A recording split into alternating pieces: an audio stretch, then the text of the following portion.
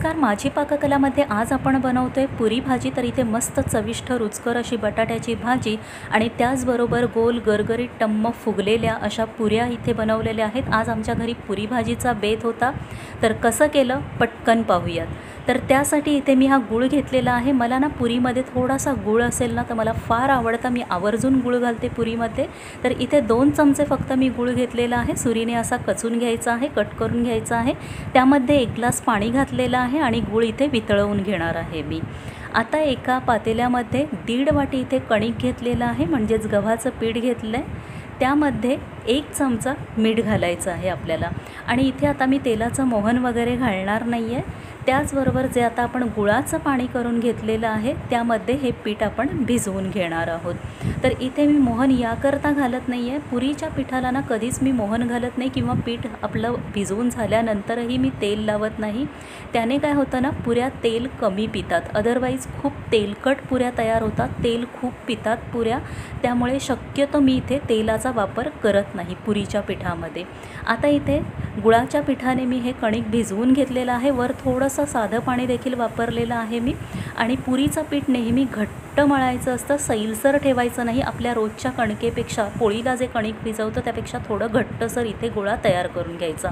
आता इथे कणिक भिजवून झालेलं आहे, याला मी अर्धा तास किंवा वेळ कमी असेल तर 15-20 मिनिटासाठी तरी मुरण्यासाठी साईडला ठेवूया। आता ते पीठ मुरतंय तोवर आपण बटाट्याची भाजी करून घ्यायची। तर इथे 4 बटाटे मी कुकरला छान उकडवून घेतलेले आहेत आणि त्याच्या अशा फोडी करून घेतलेल्या आहेत, कट करून घेतलेले आहेत बटाटे। आता एका जाड बुडाच्या कढईमध्ये 2 मोठे चमचे तेल घेते। तेल तापलं की 1 चमचा मोहरी तडतडली की 1 चमचा जिरं जाईल यामध्ये।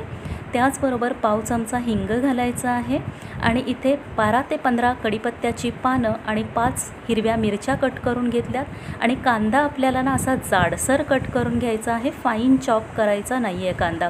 हा जाडसर कांदा ना खूप छान लागतो ह्या भाजीमध्ये। आता तेलावर छान परतवून घ्यायचा आहे कांदा आपल्याला।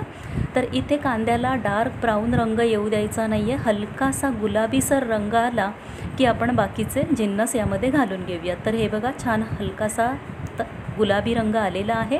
आता यामध्ये अर्धा चमचा आलं लसूण पेस्ट घातली आहे मी। आलं लसूण पेस्ट अवेलेबल नसेल तुमच्याकडे तर इथे आलं आणि लसूण तुम्ही किसून देखील घालू शकता। आता ती देखील मिनिटभरासाठी तेलावर परतवून घेतले। आता यामध्ये अर्धा चमचा हळद घातलेली आहे मी।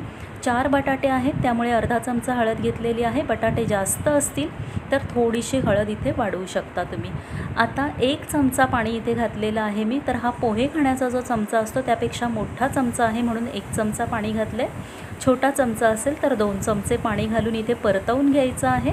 आता यामध्ये जातील आपल्या बटाट्याच्या फोडी, ज्या आपण बटाटे कापून घेतलेले, कट करून घेतले ते यामध्ये घालून घेतलेत मी। आणि मस्त असं मसाल्यांमध्ये मिक्स करून घ्यायचं, एकजीव करून घ्यायच्या सगळ्या ह्या फोडी। चवीनुसार इथे मीठ घालते मी आता। पुन्हा एकजीव करून घेऊयात सगळे जिन्नस। आणि आता यावरती मी झाकण ठेवून 4 मिनिटांसाठी मस्त अशी वाफ आपल्याला द्यायची आहे या भाजीला। आणि खरंच खूपच भारी चविष्ट अशी ही भाजी इथे तयार होते, चवीला अप्रतिम अशी भारी तयार होते इथे। तर आता वाफ पण दणदणीत बसलेली आहे आणि वरनं भरपूर सारी कोथिंबीर घालायची आहे। आणि इथे आता ऑलमोस्ट आपली भाजी रेडी आहे, अगदी पटकन होते ही भाजी देखील। तर हे बघा मस्त भाजी आपली तयार झालेली आहे। आता मी गॅस बंद करून घेते। आता वळूया आपण आपल्या कणकेकडे। तर इथे कणिक देखील आपलं छान मुरलं गेलं आहे, पीठ मस्त मुरलं आहे। आता थोडंसं 1 ते 2 मिनिटांसाठी मळून घेते पुन्हा मी।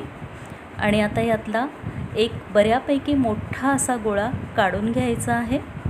आणि इथे मी जशी आपण रोजची चपाती लाटतो, पोळी लाटतो त्या पद्धतीनेच मी ही लाटून घेणार आहे। बरेच लोक काय करतात ना, पुऱ्या करण्यासाठी छोटे छोटे गोळे तयार करून त्याच्या पुऱ्या लाटून घेतात, म्हणजे त्या कट वगैरे करत नाही, अशा छोट्या छोट्या चपात्यांसारखं लाटून घेतात, पोळ्यांसारखं लाटून घेतात आणि डायरेक्ट तळायला घेतात।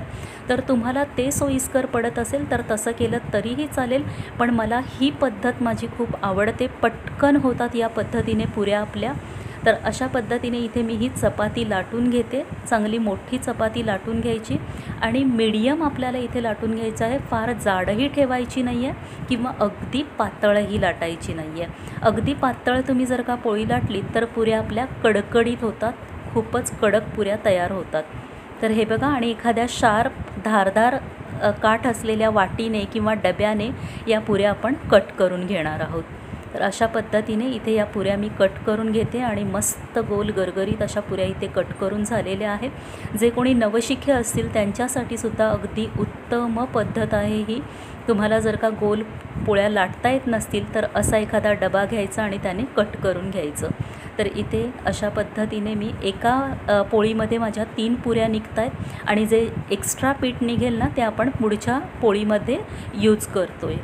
तर अशा पद्धतीने हा बघा किती छान अशा मस्त मीडियम मी इथे ह्या पुऱ्या लाटून घेतलेल्या आहेत. फार जाडही नाही, फार बारीकही नाही, पातळही नाही, अशा ह्या पुऱ्या इथे मी लाटून घेतलेल्या आहेत. अशा पद्धतीने मी इथे जवळपास 15 ते 20 पुऱ्या तयार करून घेतलेल्या आहेत. आता एक कढई इथे ठेवलेली आहे. ही माझी रोजची तळणीची कढई आहे. ही मी साईडलाच ठेवते, फक्त तळण्यापुरती वापरते. यामध्ये तेल घालून घेतलं आहे.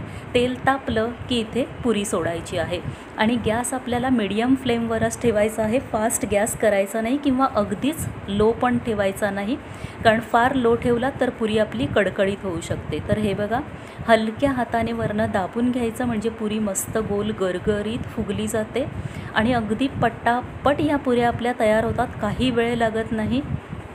तर इथे मस्त टम्म फुगलेली अशी ही पुरी माझी तयार झालेली आहे. इथे अशाच पद्धतीने बाकीच्या पुऱ्या देखील मी घालून घेते या तेलामध्ये. तर हे बघा, वरनं असं हलक्या हाताने ना दाबत जायचं म्हणजे पुरी आपोआप वर फुगून येते.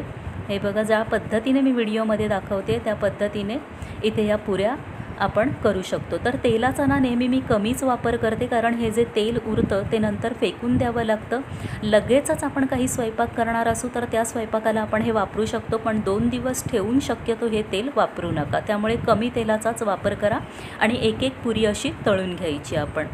तर इथे अशा प्रकारे ह्या सगळ्या पुऱ्या इथे मी तळून घेते आणि ह्या पुऱ्या थंड झाल्यावर देखील अगदी मस्त मऊ लुसलुशीत अशा ह्या पुऱ्या आपल्या इथे तयार होतात. आत्ता जरी ह्या गोल गरगरीत फुगलेल्या दिसत असल्या तरी नंतर मस्त अशा मऊ लुसलुशीत अशा पुऱ्या आपल्या इथे ह्या तयार होतात.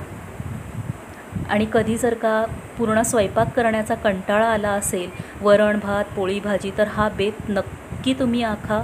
मस्त पुरी भाजी खूपच छान अशी इथे ही तयार होते आणि तुम्ही बघू शकताय किती मस्त गोल गरगरीत अशा पुऱ्या आपल्या इथे तयार झालेल्या आहेत. तर एक पुरी तुम्हाला मी इथे जवळून देखील दाखवते, अगदी एखाद्या फुग्यासारखी मस्त फुगलेली आहे. आणि इथे आता दुसरीकडे आपली भाजी देखील तयार आहे. तर आजचा फक्कड बेत आमचा इथे मस्त तयार झालेला आहे पुरी भाजीचा. सोबत छानसं एखादं श्रीखंड किंवा रायता वगैरे घेऊन अगदी याचा छान आस्वाद तुम्ही देखील घ्या. एकदा नक्की करून पहा. व्हिडिओ आवडला असेल तर व्हिडिओला प्लीज लाईक आणि शेअर करा. त्याचबरोबर प्लीज चॅनलला माझ्या सबस्क्राईब करायला मात्र विसरू नका. पुन्हा भेटू अशाच एका छानशा आणि नवीन रेसिपीसोबत. तोपर्यंत टाटा.